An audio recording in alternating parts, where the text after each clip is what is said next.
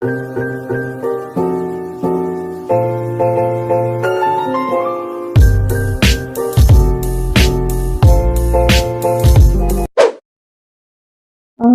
Assalamualaikum warahmatullahi wabarakatuh.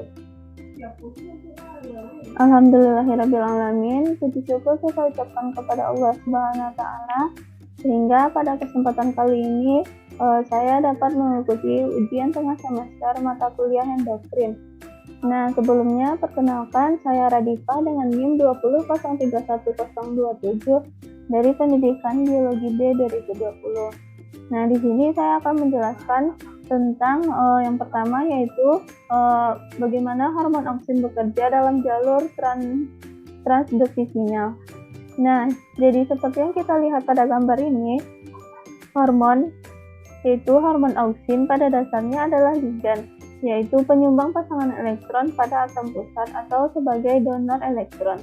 Nah, ligan ini akan mengikat reseptor yang ada di sini, yang ada di luar, berubah bentuk, dan kemudian akan masuk ke dalam sel, di mana ia akan mengaktifkan utusan sekunder, yang kemudian utusan sekunder ini juga akan mengaktifkan respons seluler sel.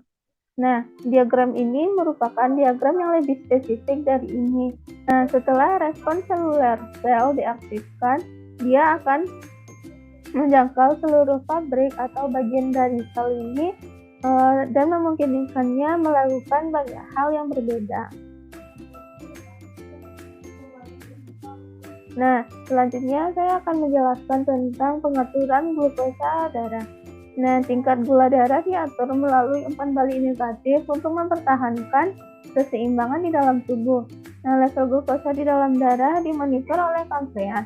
Nah, pankreas ini berperan dalam regulasi pencernaan makronutrien dan homeostatis metabolisme atau energi melalui aktivitas enzim dan hormon pankreatik.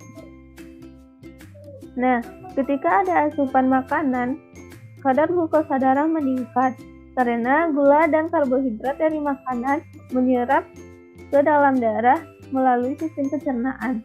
Akibatnya, glukosa darah melebihi titik awal normal dan sel-sel beta pankreas melepaskan insulin ke dalam darah. Nah, insulin kemudian bergerak melalui sistem peredaran darah dan memberi sinyal pada hati dan sel-sel tubuh untuk mengikat glukosa dan menyimpannya sebagai glikogen.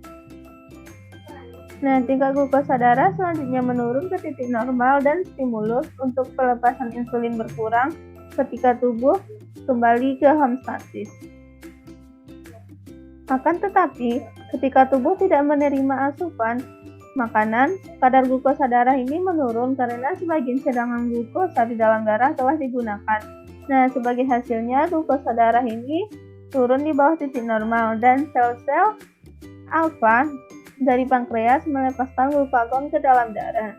Nah, glukagon kemudian bergerak melalui sistem peredaran darah dan memberi sinyal hati untuk memecah simpanan glikogennya dan melepaskannya ke dalam darah sebagai glukosa.